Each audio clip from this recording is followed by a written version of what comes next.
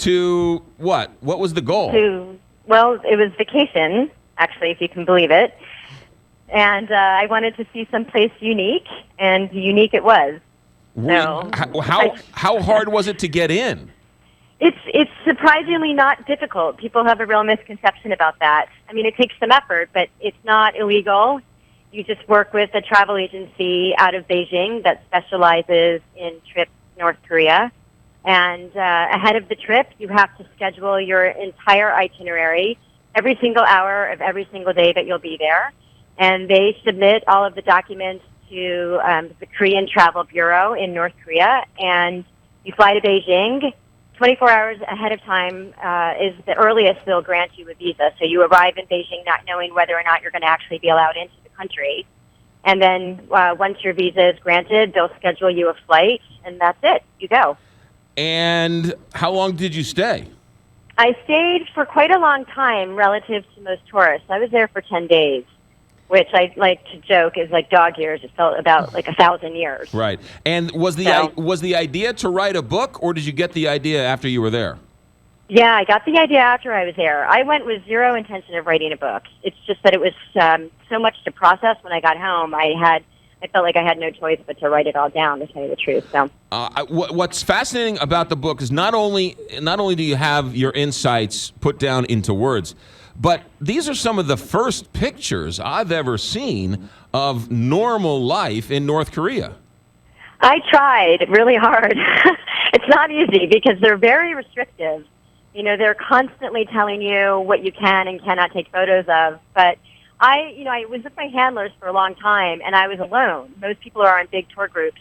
And as the trip wore on, I think my handlers got worn down, and, they'd fall asleep a lot, or they wouldn't be paying as close attention.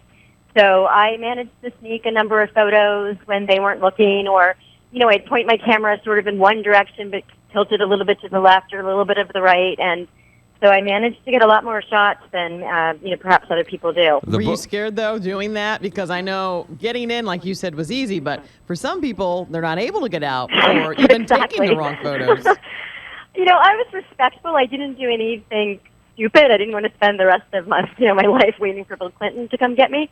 So I wasn't overt. If we were getting to a military checkpoint or someplace where my handlers were very strict about saying, put your camera away. I listened. I wasn't dumb. But, I took chances that were reasonable. I did one day, however, I was sneaking a photo of some military men by pretending to take pictures of trees. And one of them, spotted me, and he came running over to my handlers and tattled on me. So, everyone's watching everybody there. Make no mistake. The book is called My Holiday in North Korea, The Funniest, Worst Place on Earth. Wendy Simmons is our guest. Now, the pictures look like they're from a 1960s textbook. Did you put an Instagram filter on that? Is that your camera, or is that just the way everything looks? That's the way everything looks. I describe it as Pepto-Bismol pink, but in all the colors. It's really muted. The whole environment has this strange Technicolor look, and everything that you see is from the 1950s and 60s. There's just nothing new. It's trapped in time. It's a very strange vibe. The entire country has it. Yeah. After you wrote the book, did the CIA call you, contact you? Did anybody say, give us your insights? No one yet, but we'll see. No one yet. All right.